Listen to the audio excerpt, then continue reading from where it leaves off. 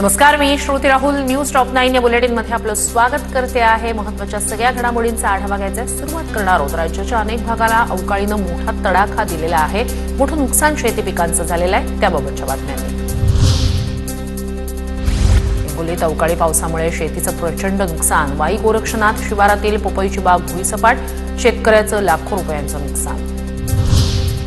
सांगलीतील जत आणि वाळवा तालुक्यात काल संध्याकाळी वादळी वाऱ्यासह अवकाळी पाऊस. अवकाळीमुळे उन्हाळी भुईमूग, गहू, हरभऱ्याची मळणी रखडली. लातूर जिल्ह्यात अवकाळी पावसामुळे तारांबळ. वादळी वाऱ्यासह अवकाळी पाऊस आल्यानं अनेक ठिकाणी विद्युत पुरवठा खंडित, अनेक ठिकाणी आंबा बागांचं नुकसान. धुळे तालुक्यातील धोंडी परिसरात शेवगा बागेचं नुकसान. अवकाळी पावसामुळे शेतकऱ्याचं लाखोंचं नुकसान. पंचनामा करून तात्काळ नुकसान भरपाई देण्याची शेतकऱ्याची मागणी. बुलढाणा जिल्ह्यात अवकाळी पावसाचा 166 गावांना फटका. अवकाळी पावसामुळे 8 तालुक्यातील 4182 हेक्टर क्षेत्र बाधित. फळबागांसह रब्बी आणि उन्हाळी पिकांचं नुकसान. जळगावच्या पारोळा तालुक्यात वादळी वाऱ्यामुळे पिकांचं नुकसान. कांदा, मका, पपई, ज्वारी, बाजरी, सूर्यफूल यांचं नुकसान.